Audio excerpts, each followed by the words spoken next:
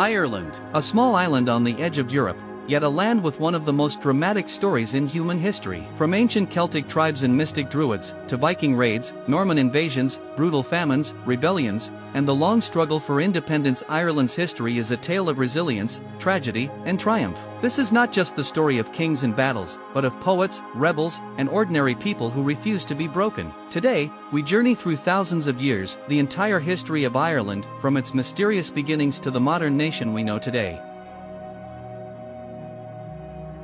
Long before castles, before kings, before even the name Ireland existed, there was an island shrouded in mist, where the Atlantic winds carried whispers of legend. Archaeologists tell us that the first people arrived here over 10,000 years ago, at the end of the last ice age. Imagine it, a small group of hunter-gatherers crossing from what is now Britain, paddling in crude skin-covered boats. They stepped onto rocky shores, where dense forests covered the land, and giant elk roamed the valleys. For thousands of years, life was simple but harsh: fishing, hunting, carving out an existence at the edge of the known world. But as centuries passed, Ireland transformed. By around 1400 BC, farming communities spread across the island. These early settlers left behind some of the most mysterious monuments in Europe: standing stones, passage tombs, and circles that still defy full explanation. At Newgrange, older than the pyramids of Egypt, they built a massive tomb aligned with the rising sun of the winter solstice. On that one day each year, sunlight floods the dark chamber, connecting the living with the dead in a ritual of cosmic renewal. Imagine the awe, the fear, the devotion of those who stood outside in the freezing December dawn, waiting for light to pierce the darkness. Centuries rolled on. By around 500 BC, a new people had arrived, the Celts. Fierce warriors, master metalworkers, and storytellers, they brought with them a culture that would define Ireland for over 1,000 years. The Celts spoke an early form of the Irish language. They worshipped gods of the rivers, forests, and sky, and presiding over them were the mysterious druids, priests, judges, and keepers of sacred knowledge. This was not a centralized kingdom, but a patchwork of tuatha, small tribal communities, each ruled by a chieftain. Alliances shifted constantly. Cattle were wealth. Honor was everything. And stories, passed down by bards and poets, carried more power than swords. And from this world came the legends we still know today: Cuchulainn, the boy warrior who single-handedly held off an army; the Fianna, a band of hunters led by Finn Mac Cumhaill; and the mystical cycle of the Tuatha De Danann, gods who once walked among mortals. To the Celts, myth and history were woven together. Every hill, every river had a story. But the Celtic world was not frozen in myth. It was real, brutal, and deeply human. Raids and feuds were constant. Power was fragile. And while Rome conquered much of Europe, Ireland remained beyond its reach. The Romans called it Hibernia, the land of winter, and never invaded. Ireland grew in isolation, preserving its Celtic culture even as the ancient world around it collapsed. And that isolation set the stage for something extraordinary, because soon, Ireland would enter a new age, one of saints, scholars, and a spiritual revolution that would shape not just the island, but all of Europe. Fade to black. A new sound rises, the toll of distant church bells. The year is 432 AD. A lone figure, dressed in simple robes, lands on the shores of Ireland. His name will echo through history: Patrick. At this time, Ireland was still a land of Celtic gods, druids, and warrior kings. But into this world stepped St. Patrick, a former slave turned missionary. His story is one of the most remarkable in history. Kidnapped as a teenager and taken to Ireland in chains, he eventually escaped, only to return years later, not with an army, but with faith. Patrick preached Christianity, not by destroying Ireland's culture, but by weaving it into something new. He used the shamrock, a humble three-leafed plant, to explain the Christian Trinity. He confronted druids with courage, winning respect even among rivals. Slowly, tribe by tribe, Ireland embraced this new faith. But what happened next was nothing short of extraordinary. Ireland, untouched by the Roman Empire and spared its collapse, became a beacon of learning while the rest of Europe sank into the Dark Ages. Across the Green Hills, monasteries sprang up: Clonmacnoise, Glendalough, Armagh. These were not just religious sites, but centers of art, education, and culture. Monks copied sacred texts, not only the Bible but also Greek and Roman works that might otherwise have been lost forever. In quiet candlelit rooms, with ink and parchment, they preserved the memory of civilizations. The monks also created some of the most stunning works of medieval art. The Book of Kells, with its swirling Celtic designs, vibrant colors, and intricate patterns, remains one of the world's greatest manuscripts. It was more than writing, it was faith turned into beauty. Ireland gained a new title, the land of saints and scholars. Missionaries from Ireland traveled across Europe, founding monasteries in Britain, France, and beyond. Some historians even argue that Ireland helped save Western civilization, keeping knowledge alive until the rest of Europe was ready to rise again. But beneath this golden age, Ireland was still divided. Dozens of kings ruled small kingdoms, constantly feuding. Monasteries, though sacred, were not immune. They often grew wealthy and became tempting targets for raids. And on the horizon, new enemies were stirring. From across the sea, longships would soon appear. The age of peace, prayer, and scholarship was about to be shattered by the thunder of wars and the clash of steel. The screen darkens, the sound of waves, the beat of drums, and then, the howl of a Viking horn. The year is 795. On a quiet island off the Irish coast, monks kneel in prayer. Suddenly, a horn sounds. A shadow rises on the horizon, sleek, dragon-headed ships cutting through the waves. Moments later, the monastery is engulfed in fire. Ireland has just entered the Viking Age. The first recorded Viking raid on Ireland struck Lambay Island in 795. For the monks who lived there, it was terror like nothing they had ever known. The Norsemen came swiftly, armed with axes and swords, showing no mercy. They plundered treasures, gold chalices, reliquaries, manuscripts, and left behind blood and ruin. And this was just the beginning. Over the next decades, Viking longships became a nightmare along Ireland's coasts and rivers. Monasteries, the jewels of Ireland's golden age, were frequent targets. Places like Iona, Kildare, and Clonmacnoise, once centers of peace and learning, became scenes of slaughter. To the Irish, the Vikings seemed like demons. They called them Lochlanach, men from the land of lakes, and their sudden attacks left the island in constant fear. But the Vikings were not just raiders. They were explorers, traders, settlers, and over time, their presence in Ireland grew deeper. By the early 9th century, they began to establish longforts, fortified ship bases along the rivers. From these bases, they could raid further inland or trade with local tribes. One of these longforts would become something far greater, a settlement on the River Liffey called Dublin, the Blackpool. This was the birth of Dublin, today Ireland's capital. At first, the Vikings and Irish clashed relentlessly. Irish kings launched counterattacks, and in 845, the legendary High King Mael Secnail even captured a Viking leader, drowning him as a warning. But the Norse kept coming. Their ships were fast, their warriors brutal, and their hunger for wealth unending. And yet, as decades passed, something remarkable happened. The line between Viking and Irish began to blur. Many Vikings settled permanently, marrying into Irish families, adopting the Gaelic language, and even converting to Christianity. A new hybrid culture began to form, Norse Gaelic. By the 10th century, Dublin was no longer just a Viking base. It had grown into a thriving town, buzzing with markets, craftsmen, and merchants. Exotic goods flowed through its docks, silver from the Middle East, silk from the east, furs from the north. Dublin became one of the most important trading hubs in the Viking world. But power was never stable in medieval Ireland. Dublin itself changed hands multiple times, sometimes ruled by Viking kings, sometimes captured by Irish high kings. One of the most famous Viking rulers was Olaf Cuaran, a cunning king who played Irish clans against each other to keep control of the city. Still, the Irish never forgot the devastation of the raids. Every monastery burned, every village plundered, left scars that lasted for generations. For centuries, the memory of Viking brutality haunted Irish storytelling. And yet, history is never one-sided. The Vikings also left a legacy that would shape Ireland forever. They introduced new shipbuilding techniques, expanded trade networks, and gave Ireland its first real urban centers. Without them, Dublin and the very idea of Irish cities might never have existed. The clash of Norse and Irish reached its climax in 1014, at the legendary Battle of Clontarf. Here, the High King of Ireland, Brian Boru, led his forces against a Viking and Leinster alliance just outside Dublin. The fighting was fierce, brutal, and decisive. Brian's army crushed the Viking forces, though Brian himself was killed, reportedly while praying in his tent after the battle. Clontarf has often been remembered as the moment Ireland drove out the Vikings, but the truth is more complex. By then, many Vikings had already been absorbed into Irish society. Clontarf was less about Ireland versus the Norse, and more about rival Irish kingdoms fighting for dominance, with Viking factions caught in the middle. Still, the symbolism was powerful. The foreign raiders who once terrorized Ireland had been broken. The Irish had survived. Yet in a twist of fate, just as the Vikings were fading, another wave of invaders was preparing to land. This time, they would not just raid and settle, they would seek to conquer. And unlike the Vikings, they would not be absorbed so easily. The sound of hoofbeats, the flutter of banners. The Normans are coming.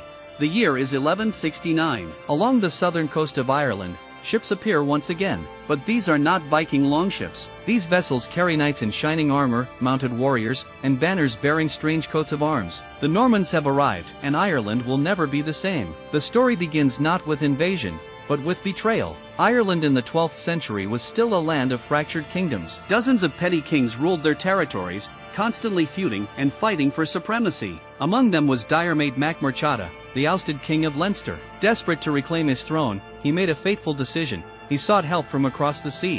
In 1167, Diarmait traveled to England, where he met King Henry II. But it was not the king himself who answered his call, it was a Norman lord, Richard de Clare, better known as Strongbow. Strongbow struck a deal. He would help Diarmait regain Leinster, and in return, he would marry Diarmait's daughter Aoife, securing claims to his kingdom. When the Norman knights landed in Ireland in 1169, they were unlike anything the Irish had ever faced. Clad in chainmail, wielding heavy swords and crossbows, mounted on powerful warhorses, they brought a new style of warfare.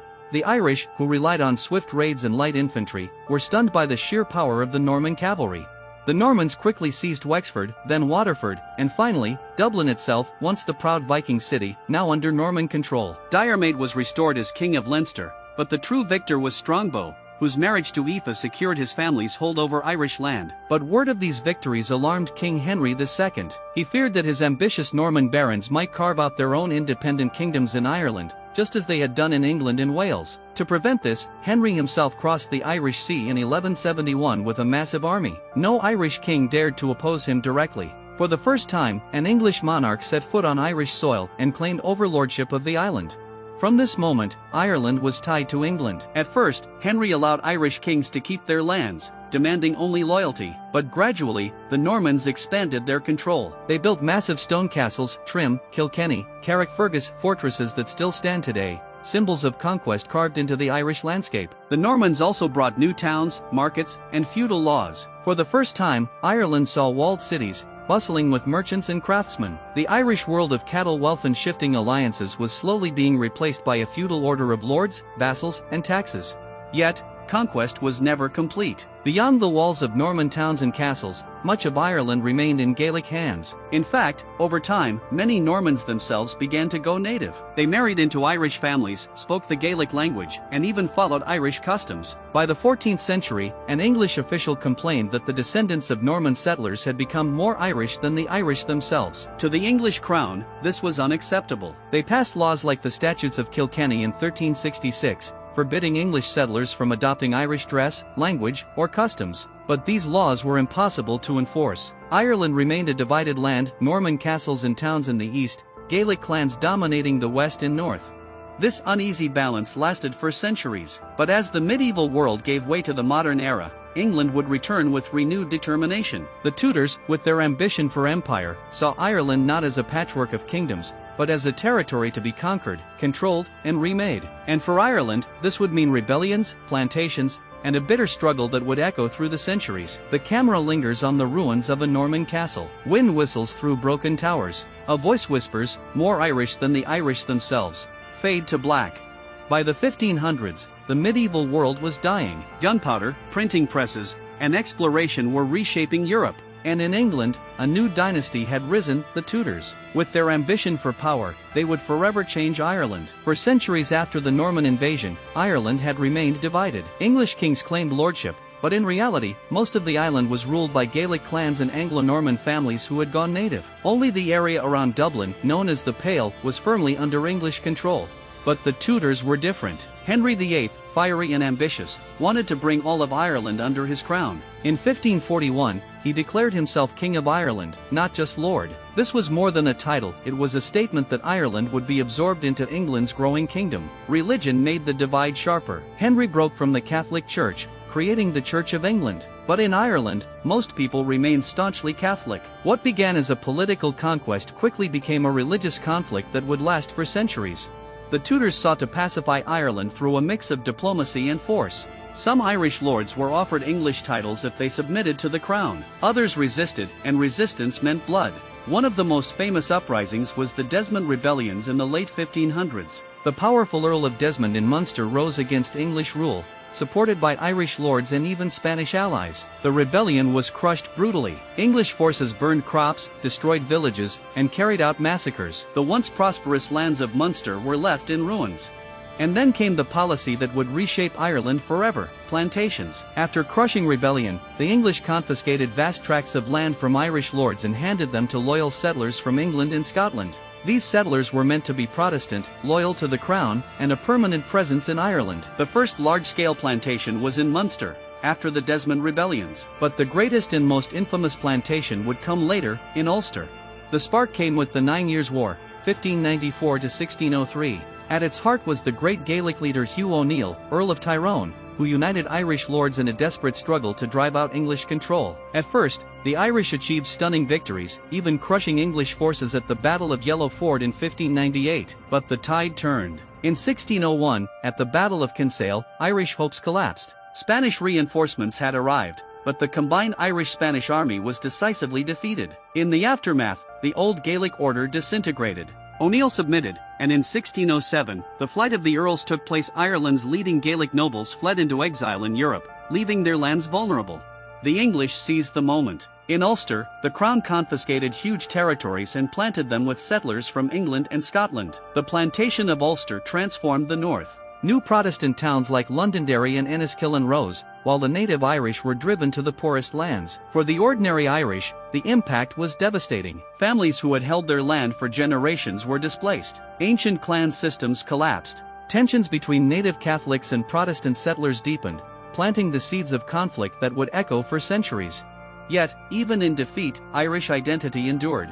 Songs and stories kept the memory of the lost Gaelic lords alive. Catholic faith became a rallying point of resistance. And though the Tudors had tightened their grip, Ireland remained restless, rebellious, and divided. By the early 1600s, the medieval Ireland of chieftains and bards was gone. In its place stood a land scarred by conquest, reshaped by plantations, and trapped in a conflict of religion and identity. And soon, Ireland would be swept into even greater storms as civil wars raged in Britain, and a ruthless general named Oliver Cromwell would bring terror to Irish shores. The sound of marching boots, drums beat, smoke and fire rise over a darkened landscape. Ireland's tragedy is far from over.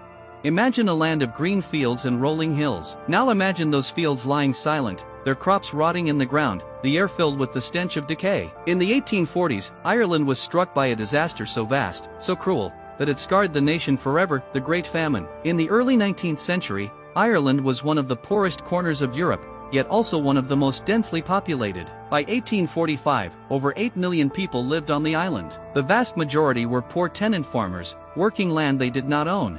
Their survival depended on a single crop, the potato. Cheap, nutritious, and able to grow in small plots of land, the potato sustained millions. For many families, it was not just a staple food, it was breakfast, lunch, and dinner. But this dependence made Ireland dangerously vulnerable. Then, in the autumn of 1845, disaster struck. A strange blight, carried on the wind, blackened the leaves and turned the potatoes into a foul-smelling mush. Entire harvests failed. At first, many thought it was a fluke. But the blight returned, year after year. By the late 1840s, famine had gripped the land. Hunger turned daily life into a nightmare. Families scavenged for nettles, weeds, even seaweed to survive. Villages were filled with the hollow-eyed starving, their bodies wasted, their skin clinging to their bones. Diseases like typhus, dysentery, and cholera spread through weakened communities, killing thousands. The response from the British government was tragically inadequate. Ireland was then part of the United Kingdom, ruled from London. Relief efforts were minimal, and often cruelly mismanaged. Soup kitchens opened, but many closed too soon. Workhouses offered food in exchange for labor, but conditions inside were brutal, overcrowded, and rife with disease. Worse still, food exports from Ireland continued. While millions starved, grain, cattle, and butter were shipped abroad to Britain. To many, this felt like not just neglect, but betrayal. The human toll was staggering. Between 1845 and 1852, over 1 million people died from hunger, disease, or the sheer exhaustion of poverty. Another 2 million fled, emigrating to Britain, America, Canada, and Australia. The famine emptied entire villages. Roads were lined with makeshift coffins. Families were torn apart forever. The journey of those who left was no less tragic. Packed into coffin ships, desperate emigrants sailed for America. Disease swept through the crowded holds, killing thousands before they even saw land. For those who survived, the New World offered both hope and hardship. Irish immigrants faced prejudice and poverty, but they carried with them their culture, their faith, and their determination to survive. The famine changed Ireland forever. The population, once over 8 million, collapsed and never recovered. By the 20th century, it had fallen below 3 million. Entire generations were lost. The Irish language, once dominant, declined sharply as English became the language of survival and opportunity abroad.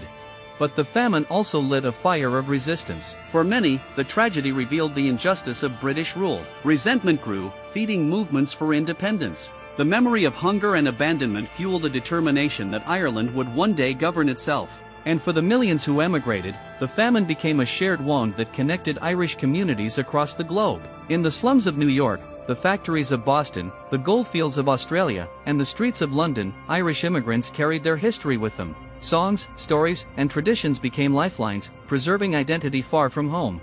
Today, the famine is remembered not only as a tragedy but as a turning point. It is etched into Irish memory, a reminder of suffering but also of survival. On the quays of Dublin, a haunting famine memorial shows gaunt figures clutching their children, walking toward ships that would take them far from home. The famine did not just change Ireland, it changed the world. The Irish diaspora spread across continents, shaping nations, bringing their culture, and ensuring that Ireland's story would never be confined to one island alone.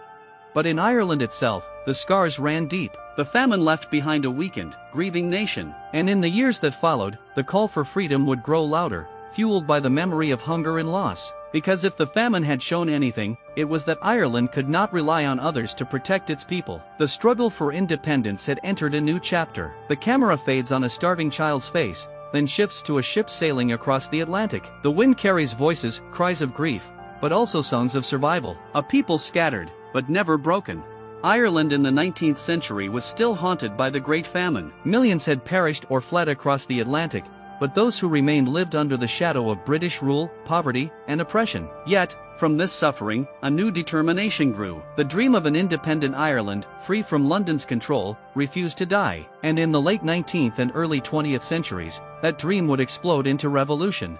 The story begins with secret societies and whispers in the night. Groups like the Fenians, named after legendary Irish warriors, plotted in the shadows, waiting for the moment to strike. Their rebellions often failed, crushed by British soldiers and informants, but the spirit of defiance only grew stronger. Alongside them, politicians like Charles Stewart Parnell pushed for Home Rule, the idea that Ireland could govern itself while still under the Crown. Parnell electrified crowds with fiery speeches, yet every attempt at passing Home Rule in Parliament was delayed, blocked, or watered down. For the Irish people, it felt like hope dangled before them, only to be snatched away.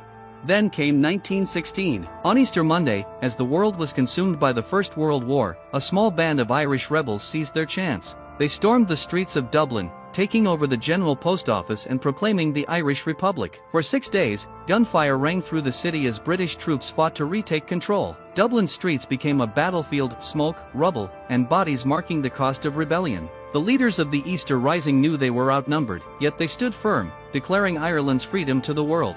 When the Rising collapsed, its leaders were executed by firing squad. But rather than extinguish the movement, their blood lit a fire across Ireland. The image of men like Patrick Pearse and James Connolly, dying for Ireland's freedom, stirred the nation. Ordinary people, once hesitant, now began to see independence not as a fantasy, but as destiny. By 1919, revolution erupted again. The Irish Republican Army, led by Michael Collins and others, launched a guerrilla war against British forces. Ambushes, assassinations, and raids became daily occurrences. The British responded with brutal force, deploying the feared Black and Tans, irregular soldiers whose harsh tactics terrorized civilians. Towns were burned, homes destroyed, and innocent lives caught in the crossfire. Ireland was bleeding, but it would not submit.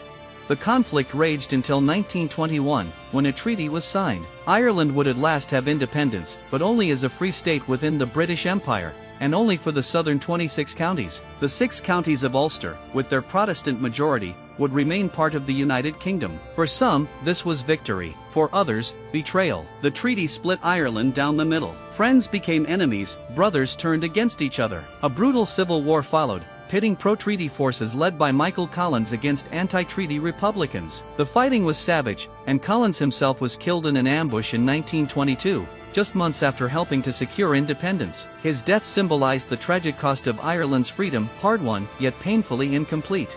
By 1923, the Irish Free State emerged battered but alive. For the first time in centuries, Ireland governed itself. But the scars of division ran deep, and the unresolved question of Northern Ireland would cast a long shadow into the future. Still, the moment was historic. After centuries of conquest, plantations, famine, and rebellion, Ireland had broken free.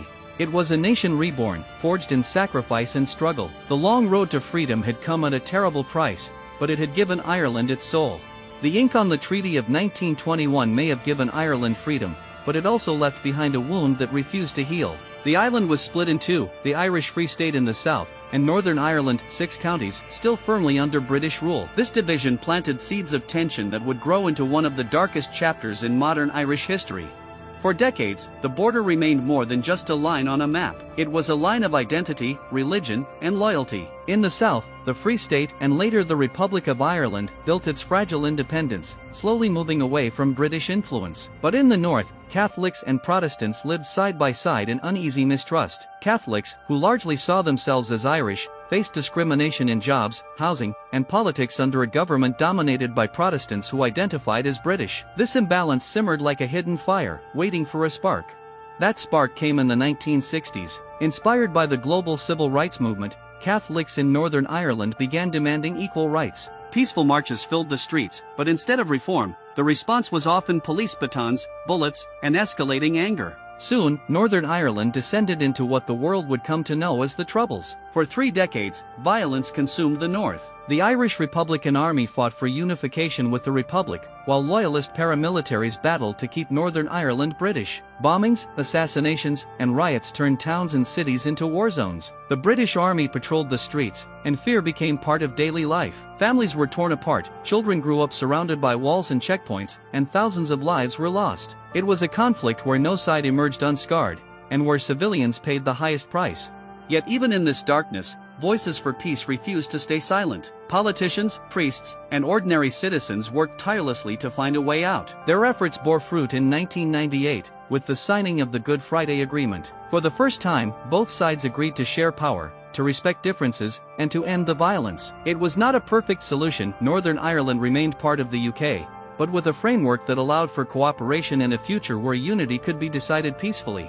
The Good Friday Agreement marked the beginning of a new chapter. The guns slowly fell silent, and while mistrust lingered, the chance for peace allowed communities to rebuild. Streets once patrolled by soldiers opened to commerce and laughter again. The shadow of war lifted, and Ireland, both north and south, could finally begin to look forward. Meanwhile, in the Republic of Ireland, something remarkable was happening. After centuries of poverty and emigration, the nation experienced an economic boom in the late 20th century, earning the nickname the Celtic Tiger. Modern industries, foreign investment, and a young, educated workforce transformed Ireland into one of Europe's fastest-growing economies. Cities like Dublin became hubs of technology and culture, while Irish music, film, and literature found audiences worldwide. But Ireland's story was never just about money. It was about identity. Once defined by colonization and tragedy, Ireland now embraced its heritage proudly. Gaelic traditions, Celtic art, and the Irish language found revival. Millions around the world, from Boston to Sydney, traced their roots back to this island, turning St. Patrick's Day into a global celebration of Irish culture.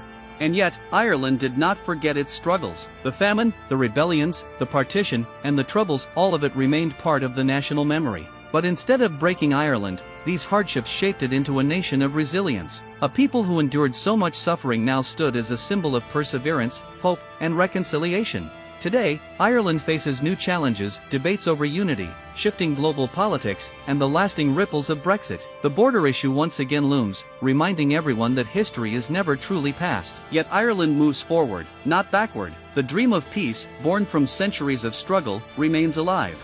In the end, the history of Ireland is not just the story of kings, battles, or treaties. It is the story of ordinary people, farmers, workers, rebels, mothers, children, who endured conquest, hunger, and violence, yet held on to their identity. They sang their songs, told their stories, and passed down their culture through generations, refusing to be erased. From Celtic warriors to Viking settlers, from Norman lords to English kings, from famine to freedom, from division to peace, Ireland's journey is one of the most extraordinary in human history. A small island, but one whose story has echoed around the world. And as we stand today, looking back across the centuries, one lesson shines brightest: Ireland's past may be scarred by struggle, but its future is proof that even the most divided of peoples can find hope, peace, and prosperity. Ireland's story is one of resilience and hope. If you believe history like this should be remembered, make sure to like, subscribe, and join us for the next journey.